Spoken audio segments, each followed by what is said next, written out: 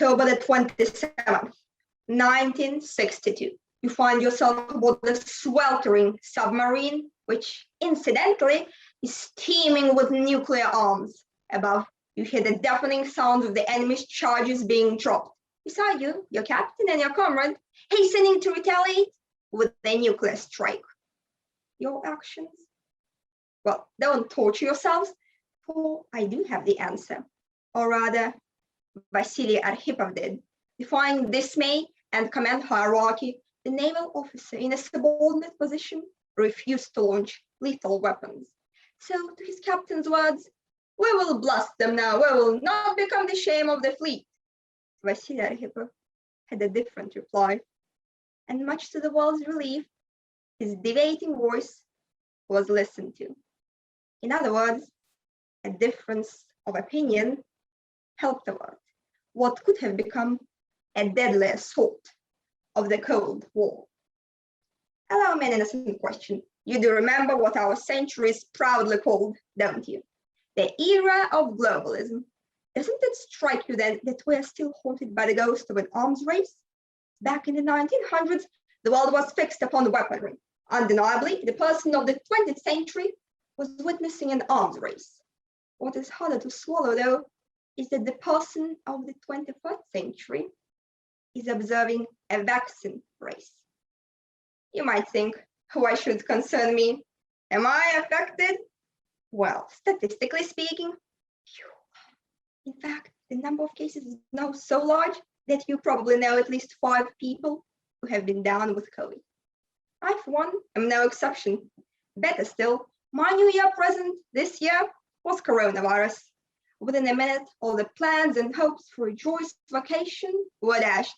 The rosy dreams of well-deserved rest and some family time were pushed out by anxiety. Anxiety over lost opportunities. Anxiety over future prospects. Anxiety over the health of my grandmother, whom I had been seeing all along. Yet, my goal here isn't pity fishing.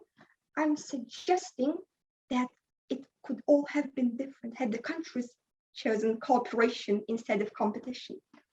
But aren't we capable of reversing our disastrous response? Well, I'm sorry to say it sounds like an act of God.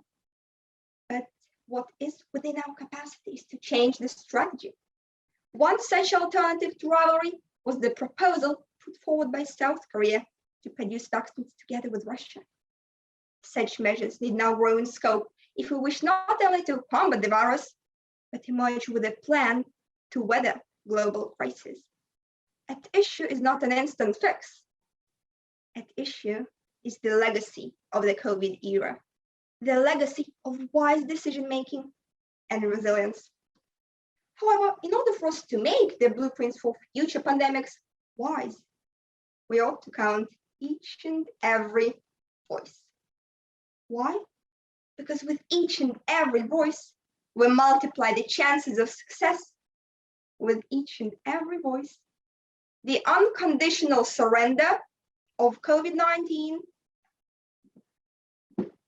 is one step closer. And at the end of the day, wouldn't you like to be heard?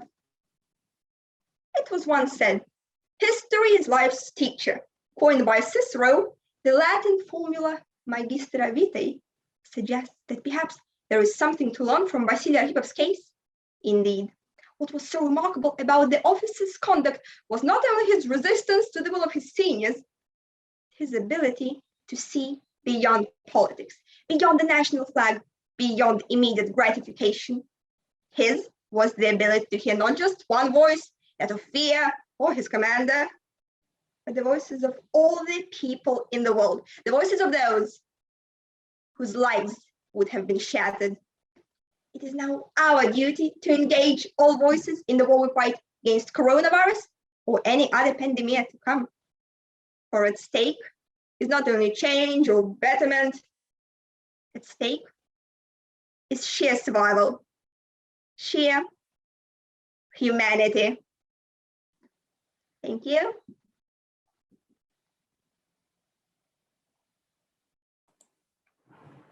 Thank you, Greta, very much indeed.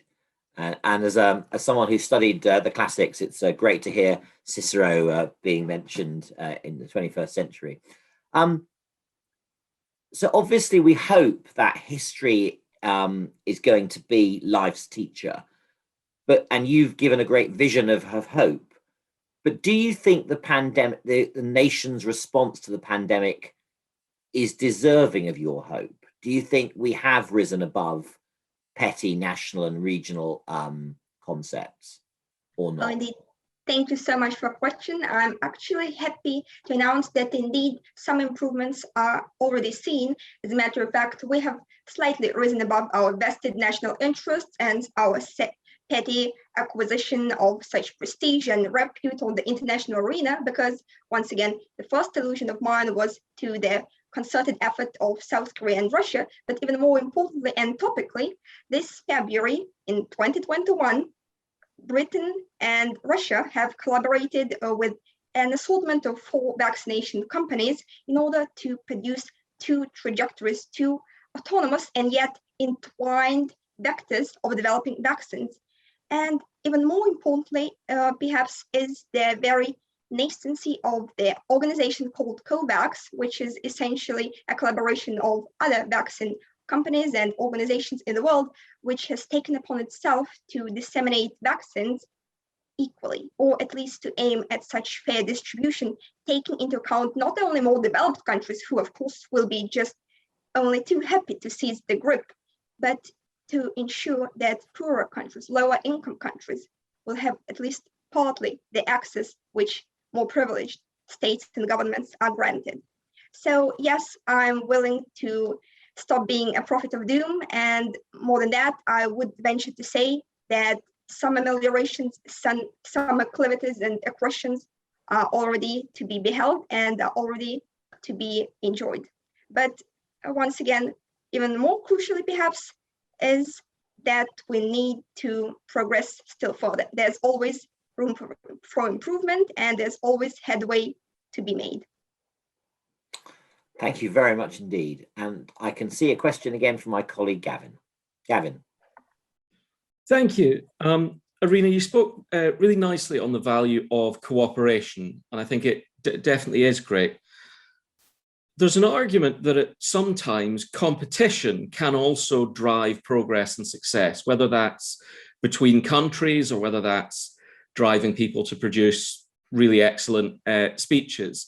So what role do you think competition plays within this sort of picture?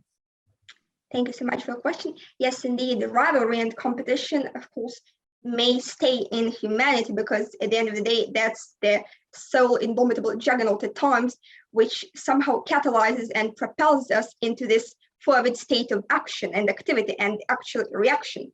But at the end of the day, what I'm referring to particularly is this context of a global crisis, be it a pandemic or any military conflict, because I believe that in such a background, in such a context, all countries should somehow surpass and transcend their intrinsic desire to be the first, to be the top cream of the crop. And well, at the first stage of the vaccine development, of course, there was competition, goes without saying, and perhaps that may have spurred this very surplus of vaccines and all kinds and variants of different vaccines produced by different companies. But what hindered the progress was the fact that the majority of companies were averse to disclosing their data on recipes, and thus manufacturing couldn't be ramped up simply because we couldn't share this scientific knowledge. And in a civilized cultural world, I believe this sole sharing of knowledge is fundamental.